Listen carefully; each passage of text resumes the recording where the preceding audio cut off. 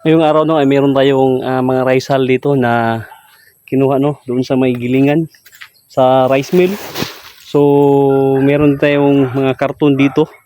Yan no, malalagyan natin ito ng mga sisiw dahil merong mga bibili ng ating mga sisiw no. Kunin ito ngayon at gagamitin sa thesis ng mga mag-aaral sa BS Agriculture no. So yung mga sisiw na ito no na tig 2 weeks old. Ito din ay kukunin nila para gagamitin sa thesis no. So ilalagay natin ito ngayon sa karton para maibiyahe ito ngayon no. Pati yung mga sisiw na ito no na kakahatch lang kahapon ay kukunin ito no. Gagamitin ito sa thesis at bibilangin natin no kung ilang hatch yung mga sisiw natin dito. Ito yung kukuha ng mga manok natin no. Siya yung pinaka magaling na shipper dito. Tara dito. Kisa ka ba mo ikaw ra? Ay ikaw ba ndia? Ako ra jud. Ikaw isa? Oh. Pwede ba tayo hapon dre? Gusto na patay ko sa kunguya.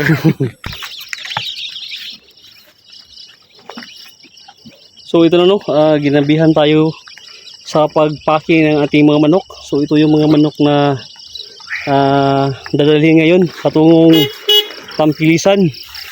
So ito yung iba ay nakalagay na dito no.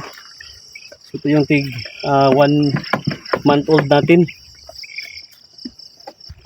So mga dumating ito ay darating mamaya siguro mga 9 PM. So maganda yung panahon ibiyahe dahil walang ulan. So meron tayo dito no na tig 6 weeks old. Ito ay 2 weeks old at saka di old. Diyan no. Bali 100 na di old, 100 heads. Sa 2 weeks ay 115 at saka 85 heads dito sa ating 6 weeks old. So yan ano. Ito yung ating shipper. Si Donnie Tang. Part. Eh dada to part. Ayun, ina na pala we. Ikuha na ba? Puro pagka-pile block. Oh. Ano na ba? Kuya ko kanina niya? Malapag na siya.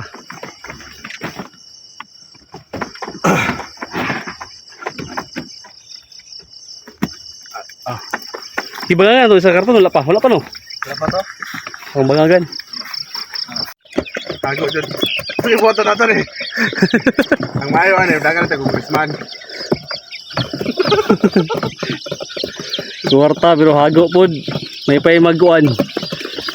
Middleman. Middleman lagi. Sa middleman lang may pira. May pay mag middleman, income pa laway ripuhunan. Farmer mamatyan pa ni. Uy siguro iuli pa. Layo para matapilisan.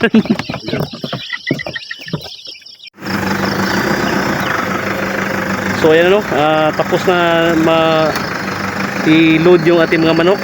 So alis na yung ating shipper papuntang Tampilisan Campus. GR Mission Tampilisan Campus. Dala lang sa kwan, ibutang ang kwan lang sa dapli lang sa ibutang. Ugma na, ugma. Oh. Ikuha na ng mga kwan bin. Aning tawagan na pinya diha. Pabanti pa ka? Atras pa ka?